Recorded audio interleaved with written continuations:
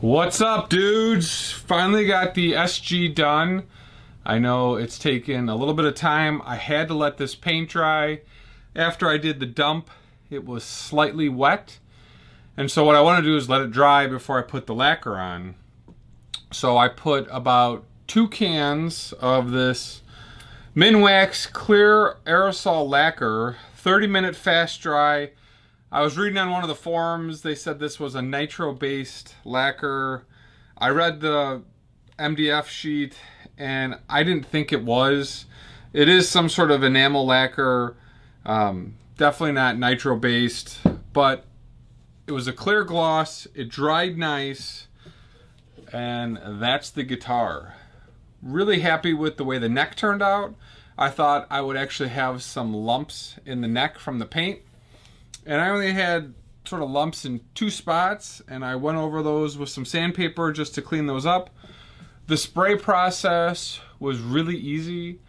All I did was put on a mist coat first. Mist coat is key to locking in the colors so you don't get any sort of bleeding. Spray it on for a couple seconds, get the whole body, let it dry for a half hour, then come back and put a wetter coat on. So I do a 2K, I do that with the Angelus stuff as well. Once I let that dry, I came back and wet sanded this with that first coat. I was able to get a little bit of the lumps off on the body, and it gave it just a smoother finish. We couldn't buff in this competition. We said only hand tools other than a soldering iron. So I stuck with that. I wet sanded it, wet sanded the neck. That helped get pretty much all of the lumps out. And then I went back and put on another couple coats, a little bit thicker this time, laid the body flat and put the coats on, and I actually am really happy with the way this turned out. Give you a sound clip here in a second, but we then wired it all up, and I really don't like doing videos of wiring. You can't really see, and you can't really see what's going on at all. So I fast forwarded through all this here. What was nice about the solo kit is everything came pre-wired. It took me about a half hour to get it all set up. And then my favorite feature was the control knobs. I actually took a little bit of the extra paint that I had and poured it in the control knob, and I've got a little bit of a swirl like I have on the body. So in a couple of spots where I didn't have the sealer, I can still see some of the wood grain. There's one spot there and maybe one spot here, but for the rest of the body, it's pretty smooth, it's pretty even. I'm actually pretty impressed with that. The back side, I've got some pinholes. That's from the silicone, so I was really concerned that when I put a finish on this, that the finish wouldn't stick. That's also why I wanted to let this dry. So where I mixed the silicone immediately and dumped it, I've got some pinholes, but where I let it sit for 24 hours, I've got that really smooth, beautiful finish. When I was spraying this minwax on, for some reason it was clouding over, and I couldn't understand that. I sprayed 2 weeks ago when it was very low in humidity here in Chicago, and I don't really understand why it was clouding over, but I let it sit for long enough and then everything gassed off. So it came out really nice. I'm actually really happy. This is kind of what I had in my mind. I was hoping this sort of look carried through a little bit more. The back is a little bit messier. It's funny, one of the guys commented they actually like the back better. And then the neck was going to be a crapshoot anyway, because you're pouring across a contour, and I thought the paint was all going to run off, and it didn't. So I am pretty happy with it. The front looks awesome.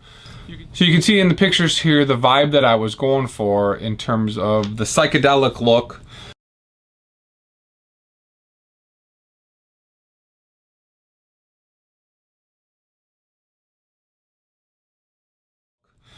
If you haven't seen the Clapton Full SG, that's what I was going for. And I was really pleased. So in terms of playability, the initial setup, the kit is got some sort of smaller medium frets. I need to finagle the action a little bit. I put that truss rod cover on, and it could use a slight adjustment. The big thing with me and guitars I've learned over the years is get it all strung up, let it sit for a couple days, a week or whatever, then adjust the truss rod, and then if you still have fret issues, set it up on a bench with the string pressure on so the neck doesn't move, and then you can re-level the frets. I'm gonna do that with this. Eventually, I just want to let the neck sort of just settle in. This is maple. One of the problems with certain kits is that sometimes the wood is wet and you'll get a lot of flex. I don't see that, but I want to make sure right off the bat, guitar plays pretty well. I'm pretty happy with the action. It's a tad high, but you know, we'll get that adjustment. So this is the bridge pickup.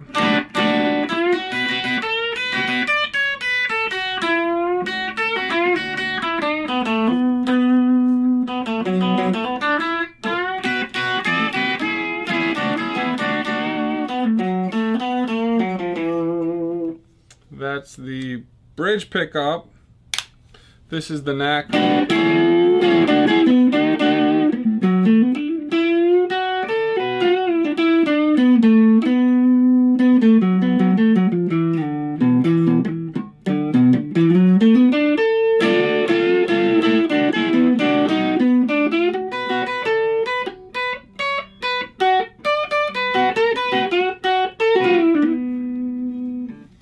Electronics aren't noisy, guitar sounds pretty good. Of course, you want to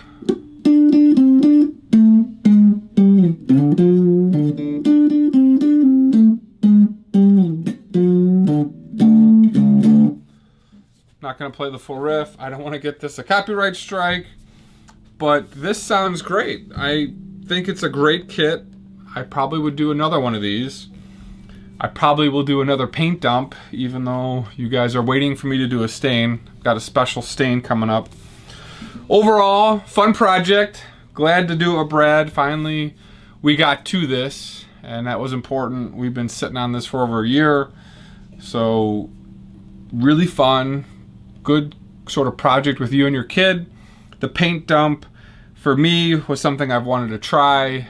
I will say fully that Brad is definitely a more talented artist. That planet is pretty cool. His technique is neat. I'm going to try that. Literally, I was mixing and dumping paint on a guitar. I think it turned out awesome, but I'd say Brad definitely has the edge in artistic skills with a spray can, hence why his channel does well. He does have a good set of skills there. So this is the solo music kit competition between Brad and myself. I'm going to probably just give this away to a veterans organization now that I think about it. I think someone could use this guitar. Like I said, I want to let it set up, and then I may just ship it out. It does need a little bit of a nut adjustment. I can tell I could drop the nut just a slight bit amount. If I really wanted to do this right now, I would just sort of put the nut on a piece of sandpaper to get it lower. It seems like it's cut right. It just has maybe a 1/16 I can lower it. So since that wasn't part of the competition, I'm not gonna do that.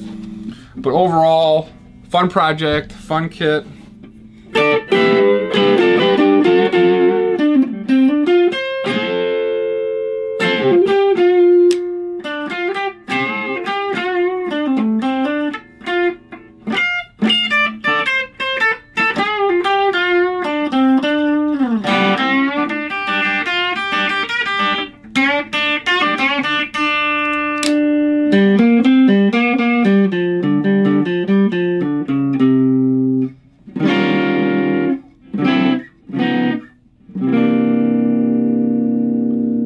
Thanks for watching, guys. We'll see you in the next video.